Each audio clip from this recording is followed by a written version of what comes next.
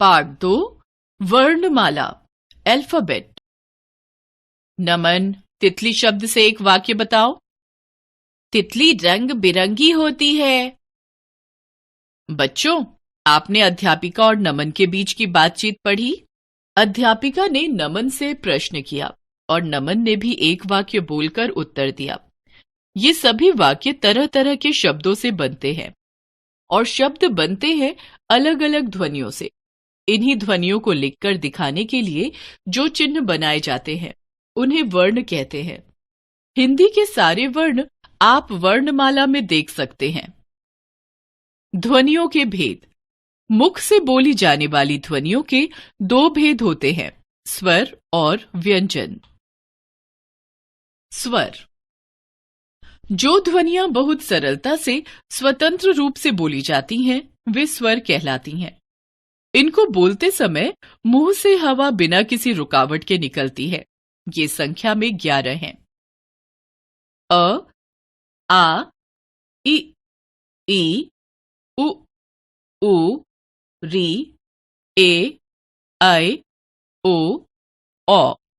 इनके अलावा एक और स्वर औ विदेशी भाषाओं के शब्दों के आने के कारण हिंदी में आ गया है, जिसे आगत स्वर कहते हैं।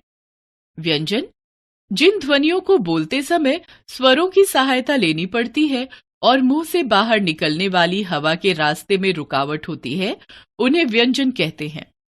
व्यंजन हमेशा किसी न किसी स्वर के साथ मिलकर ही बोले जाते हैं। इनकी संख्या 35 है। क, ख, ग, घ, अंग, च, छ, ज, झ, ञ, ट, ठ, ड, ढ, ण, त, थ, द, ध, न, प, फ, ब, भ, म, य, र, ल, व, श, श, स, ह, ड़, ढ़। नए व्यंजन। वर्णमाला के कुछ अन्य वर्ण। अनुस्वार अंग। वर्णमाला में इसे अंग के रूप में दिखाया जाता है। इसे लिखकर दिखाने के लिए बिंदु का चिन्ह लगाया जाता है, जैसे मंदिर, जंगल, पंडित, गंगा, पंजा आदि। विसर्ग अह। वर्णमाला में इसे अह के रूप में दिखाया जाता है। कुछ विसर्ग युक्त शब्दों के उदाहरण देखिए। स्वतः, अतः, प्रातः आदि।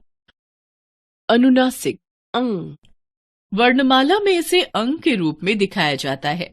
इसका चिन्ह है, जैसे बांसुरी, चांद, उंगली आदि।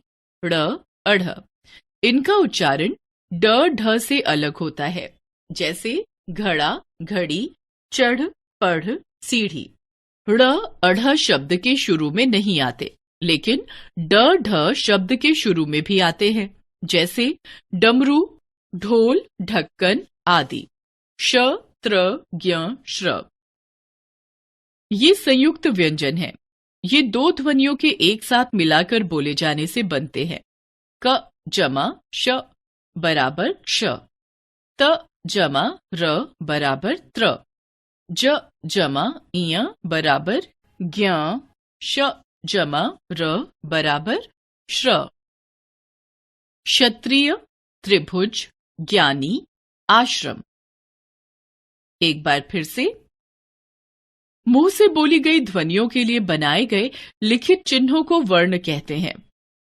हिंदी में दो तरह की ध्वनियां हैं, पहला स्वर, दूसरा व्यंजन। हिंदी की वर्णमाला में शामिल हैं 11 स्वर, 35 व्यंजन। अंग, अह, औ।